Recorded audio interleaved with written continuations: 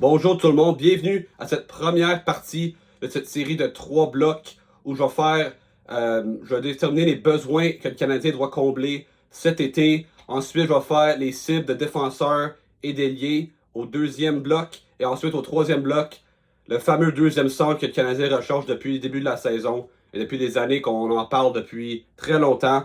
Alors, soyez là. Alors aujourd'hui, les besoins.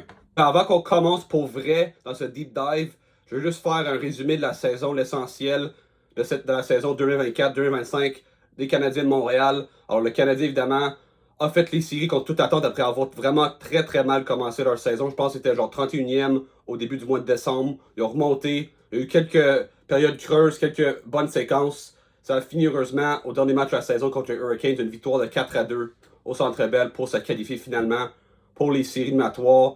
Ils ont affronté les Capitals de Washington. Ils ont perdu en 5 matchs, mais ils ont quand même donné une belle opposition aux Caps. Plusieurs matchs serrés, plusieurs matchs qui avaient des filets déserts. Alors sinon, autrement, ça aurait été des matchs d'un but. Alors le Canadien a quand même connu évidemment une saison au-delà des attentes. Et ça, c'est très positif. On a vu Nick Suzuki vraiment s'interposer comme étant un vrai premier centre.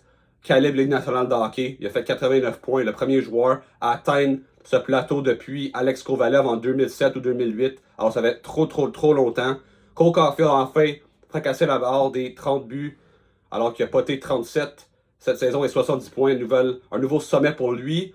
Lane Hutson a évidemment connu une saison incroyable, quasiment historique, alors qu'il a égalé la marque de Larry Murphy pour le plus de passes par un défenseur recru dans l'histoire de la Ligue nationale de hockey avec 60. Il a seulement marqué 6 buts, mais son 66 points, 6 buts, 60 passes a fait qu'il a fini premier compteur de tous les recrues de toute la Ligue nationale de hockey et est actuellement le favori pour le Calder. Juraj Slafkovský, le premier choix de 2022, après avoir connu une excellente deuxième moitié de saison l'année dernière. Il y avait des grosses attentes. Malheureusement, il a un peu déçu cette année, basé sur les attentes. Heureusement pour lui, il a dépassé sa marque de 50 points qu'il a eu l'année passée avec 51 points seulement. Mais il a quand même eu des flashs. Il était quand même bon en série contre Washington. Alors on va espérer l'année prochaine que ça va être sa plus grosse saison de sa carrière. Parce que c'est une très grosse année pour lui pour vraiment déterminer son avenir. Kirby Dach, malheureusement, le joueur de centre qu'on espérait en début de saison après qu'il s'est blessé, il a manqué quasiment toute la saison dernière. Malheureusement, ça a été très décevant. Évidemment, ça a pris beaucoup de temps pour lui avant de chasser la rouille. Ensuite, vers le fin de décembre, début janvier, il commençait à se mettre en marche. Mais malheureusement, il s'est blessé au retour de la pause des 4 nations. Il a manqué le reste de la saison et les séries. Alors, encore une fois, un point d'interrogation dans son cas.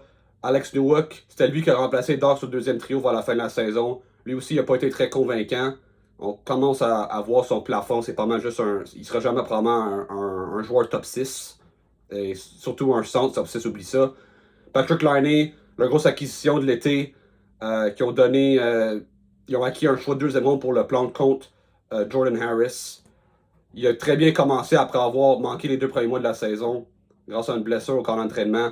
Il a marqué plusieurs gros buts en avantage numérique au début. Il a pris la place de Cole Caulfield sur le premier powerplay à son endroit. Ça a probablement été la raison pour laquelle Caulfield n'a pas marqué plus de 40 buts cette année. Ça marchait bien au début, mais malheureusement, son piètre jeu à 5 contre 5 a vraiment nuit à Laine vers la fin de la saison. Et son powerplay a moins produit vers la fin. Ça a rendu l'avantage numérique trop prévisible parce qu'on savait que le Canadien cherchait toujours le tir sur réception du flanc droit ou du flanc gauche de Laine. Alors, c'est ça. Mais quand même, dans l'ensemble, Samuel Montembeault s'est établi comme étant un gardien de but numéro 1. Les statistiques ne sont pas très impressionnantes cette année, mais il a quand même joué au-dessus de 60 matchs. Il était très bon dans l'ensemble, malgré le fait que Caden Primo, au début de saison, il a été atroce. Ils ont ensuite rappelé la Coupe d'Aubèche au mois de janvier, qui a un peu sauvé la saison du Canadien en gagnant, je pense, ses 5 premières games. Sans ces 10 points-là, le Canadien n'aurait pas fait ici. Alors quand même, évidemment, dans l'ensemble, le Canadien a connu une très bonne saison. Et pour ajouter la cerise sur le Sunday, Ivan Demidov, le 5e choix du dernier encamp 2024, s'est joint à l'équipe à l'avant-dernière game de la saison contre les Blackhawks de Chicago. J'y étais, j'ai vu le match. J'ai vu ces 2 points qu'il a fait, dont le but spectaculaire qu'il a marqué en première période. Malheureusement, le Canadien a perdu ce match-là, mais Demidov, on a vu ses flashs et son potentiel en série. Ça a été plus difficile pour lui, mais en même temps, on s'attendait un peu à ça contre une équipe physique comme les Capitals de Washington. Alors, mais le Canadien a quand même du travail à faire. Bon, avant qu'on regarde les besoins pour l'été du Canadien, on va regarder leur alignement actuel, leur relève, puis les joueurs que leur contrat prenne fin. Alors, actuellement, leur premier trio serait Slafkovsky, Suzuki, Caulfield. Ensuite, deuxième, Demidov, Kirby Dach, Patrick Laine. Ensuite, Josh Anderson, Alex Newhook, Brendan Gallagher. Et là, quatrième trio, Heinemann, Evans. Et là, j'ai mis un point d'interrogation parce qu'on ne sait pas, à cause du fait que Dvorak et Armia et Pezzetta sont agents libres, puis on ne sait pas encore s'ils vont les re-signer. Puis on n'a pas encore une idée encore avec qui le jeune qui va prendre la place sur le quatrième trio. Actuellement, ça serait probablement Oliver Kapanen, mais ça serait à voir. Sinon, il y a Owen Beck, Joshua Roy et peut-être Florian Jacquet qui risquent de se battre pour la dernière place. Moi, personnellement, je serais prêt quand même à essayer de re-signer Christian Dvorak, considérant l'apport qu'il donne en infériorité numérique sur les mises en jeu. Le fait que c'est le seul centre gaucher naturel. Puis il a très bien fini la saison avec une belle chimie avec Brendan Gallagher et Josh Anderson sur le troisième trio. Dans le cas d'Armia, évidemment, lui, je pense qu'il a 32 ans. Il a eu des blessures vers la fin de la saison. C'est encore un très bon joueur d'infériorité numérique. Mais à la fin de la journée, c'est pas un joueur très physique malgré son gros gabarit. Puis je pense que ce serait le temps de faire une place à un jeune, alors que dans le cas de Dvorak, on est très faible au centre. Regarde la défense, Mike Matheson, Alexandre Carrier, Caden Gooley, Lane Hudson. Évidemment, Carrier qui était une très grosse acquisition pour le Canadien au mois de décembre. Ça a vraiment stabilisé la défensive. Ça a permis de donner aussi un défenseur droitier, alors que le Canadien n'en avait pas, à part David Savard qui a pris sa retraite. Alors, Canadien, évidemment. Puis après ça, troisième paire, Jacquet et Struble, deux gauchers. Alors, c'est pas idéal d'avoir 5 gauchers sur 6. Alors, le Canadien, évidemment, aurait besoin probablement du renfort là-bas. Et dans les buts, Samuel Montembeault et Jacob Debesch. Il ne faut pas oublier aussi que le Canadien a deux très bons espoirs à Laval en défense, qui sont droitiers, Logan Mailloux et David Reinbacher. Évidemment, Mailloux, quand il a commencé la saison, on s'attendait à ce qu'il fasse l'équipe. Il a été un peu décevant. Il a perdu sa place à Justin Barron, qui lui non plus n'était pas très convaincant, puis ils l'ont échangé contre Alexandre Carrier. Pour moi, Mailloux, il a fait son temps à Laval, c'était pour lui de s'imposer à Montréal, alors que dans le cas de Reinbacher, évidemment le 5e choix, mais il a manqué beaucoup de temps les dernières années grâce à des blessures au genou. On espère que il a très bien performé en général dans ses matchs avec Laval. Pour moi, probablement ça va prendre un peu de temps. Peut-être que je pourrais voir 1 ou 2 mois à Laval l'année prochaine, début de saison. Puis ensuite, il va faire sa place avec le Canadien vers la fin. Alors, ça sera intéressant de voir qu'est-ce qu'ils vont faire. Bon, on est arrivé, les besoins. Alors, évidemment, numéro 1, sans aucun doute, le centre du deuxième trio. Évidemment, Nick Suzuki a prouvé, parce que pendant longtemps, le Canadien n'avait même pas de premier centre. Là, finalement, Suzuki a prouvé que ça en est un vrai. Probablement, honnêtement, cette année, il a été facilement un centre top 10 dans toute la Ligue nationale de hockey. Je pense qu'il a fini 6e ou 7e pour les points. C'est un très bon centre two-way pour moi. Il a été un peu volé, un gros manque de respect à son égard lors des votes pour le Selkie. Pour moi, à 13e, pour moi, c'est un gars qui aurait dû finir facilement top 5. Alors évidemment, le deuxième centre, évidemment, dans une des prochaines vidéos, je vais aller identifier certains joueurs de centre qu'il faut aller chercher, mais pour l'instant, le deuxième centre, c'est la grande priorité. Défenseur droitier vétéran idéalement. Comme je l'ai dit, David Savard prend sa retraite. C'est un joueur qui joue des minutes en désavantage numérique. C'est un gros défenseur physique. Mais il est ralenti. C'est un défenseur qui a beaucoup d'expérience. Ça en prend un remplaçant. Idéalement, quelqu'un qui est capable de prendre de plus grandes minutes que Savard parce que, évidemment, il a ralenti beaucoup cette année. Il n'y a plus vraiment. Le jeu de pied n'est pas assez rapide. Alors, évidemment, ça prend quelqu'un capable de prendre des minutes à Savard en désavantage, idéalement. Ensuite, un allié top 6. Pour moi, personnellement, je serais prêt à essayer de se débarrasser de Patrick Laine, considérant le fait qu'il a perdu sa place en série. C'est vrai qu'il a été blessé cette année en raison de son genou, puis il n'a pas été capable de jouer à son maximum.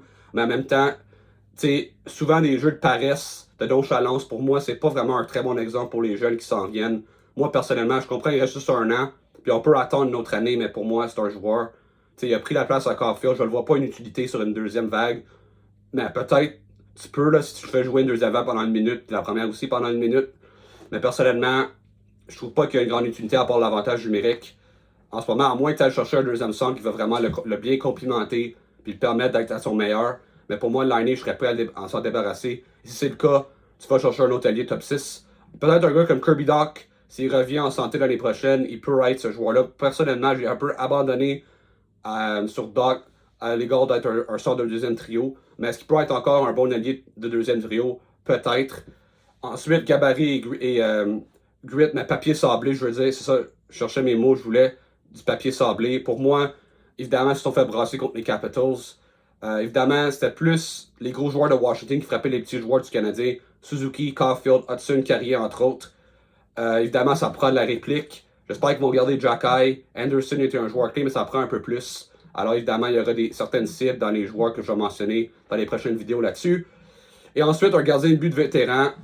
Ça dépend si Dobesch est prêt l'année prochaine. Il a été très inconstant. Il a eu des bons flashs, mais aussi des matchs très, très, très difficiles. C'est encore un jeune gardien.